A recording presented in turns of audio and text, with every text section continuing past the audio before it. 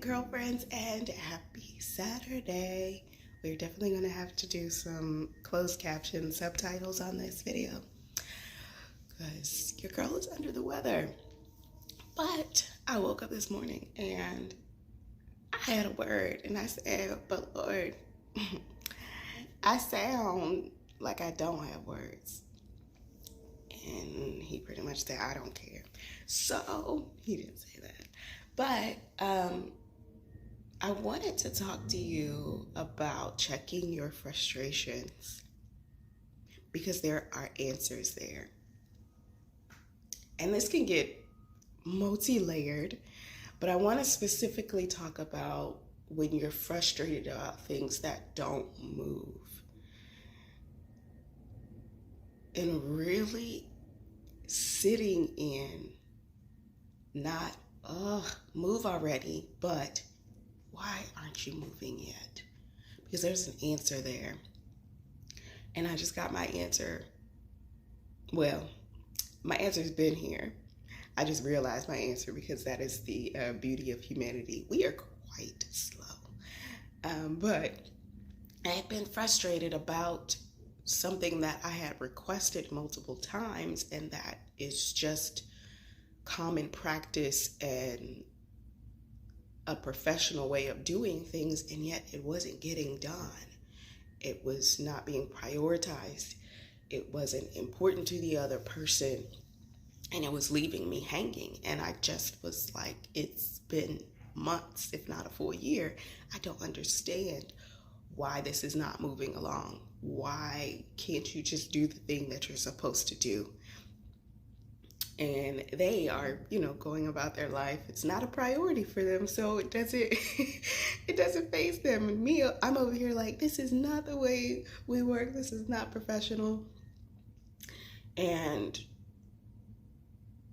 just yesterday, all the therapy that I have been going through, all the sessions that my therapist and I have had over this, and all the time with God that I've spent questioning what in the world is happening, all culminated in yesterday's answer of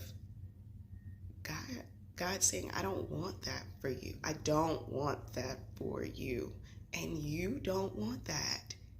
Because if you get that exact thing that you're saying we must do, because that's the way business works and that's how professional things get done, you will be bound. You will be chained up. You will have a commitment level too high towards this thing that I don't want you to put all your eggs in. I don't want you that committed to that thing. So I have been holding it back, and you've been crying at my feet. I really do think he said that. You've been crying at my feet about this thing, but you're not really seeing how unproductive. Sorry. My phone's maximum space went away, so here we are. But he really just made it clear that you don't see how much of a hindrance to your life that would be if it came to pass. You're seeing things on a rules-based level, and this is how it's supposed to be, and this is what makes most sense, and this is professionalism, this is business, this is how we do things. But I'm telling you that I don't want you connected to that. And I've been withholding it from you because I want you free. You're trying to chain yourself up to something. How ridiculous of a thought that I have made you free and you are begging someone to make you bound to something. And so I wanted to come on here with encouragement and conviction today that you may be asking for something to happen. Professional, personal, relationship, anything, and it hasn't been coming to pass.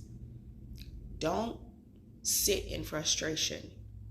Sit in a question of why. Because God may very well be keeping you free from the chain of that thing. We all want something. We all want some things, multiple things. And those of us who love God want his hand over them. So we make request and petition over and over again, as we should. He says to seek, to knock, come to the door, to ask multiple times. because that's really how you get your answer. But there has to be a satisfaction in the answer that you receive. And I think if you're really seeking God for the thing, when he says no, he also explains, and it's sweet rejection.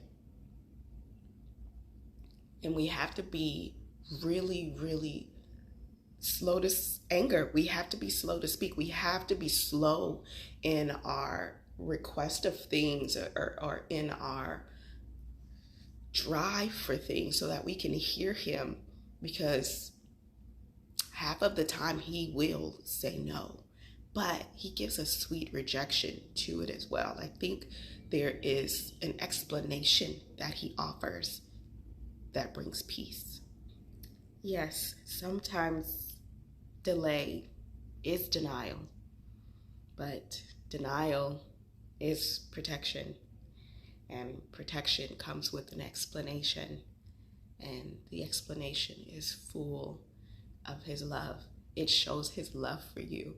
And so if you feel like things have just been denied regarding this one thing that you're so frustratingly running after, you really, really, really need to take inventory of how God is moving. What are you seeing? What's happening around you that may not be ready for that thing?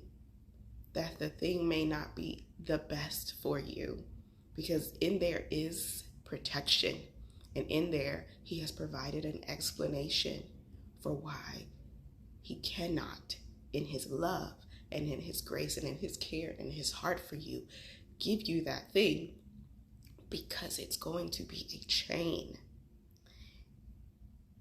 And you can take this to a lot of different areas of your life, and a lot of different things that we desire. And some of them will be, yes, this delay is just in preparation, but sometimes it is so that denial can protect you in love. So let's make a commitment, you and I and God, that we will check our frustrations, check for his answers, seek out what he is saying. And if it is a sweet rejection, know that it comes with peace. I can't explain it, and that's why it's unexplainable peace. It's indescribable calm, that when he says no and he gives that explanation, you have understanding. And so I pray that for you, girl, that if you're on a journey that has been super delayed and it is causing great frustration, that you start asking God, why is this going so slow? So that he can reveal to you what his heart is in the matter and bring you peace on your journey. I love you, girlfriends. I'm about to go take some more medicine, probably lay down again, but I pray that you have the most stupendous, beautiful Saturday, and I will see you in the next heart check.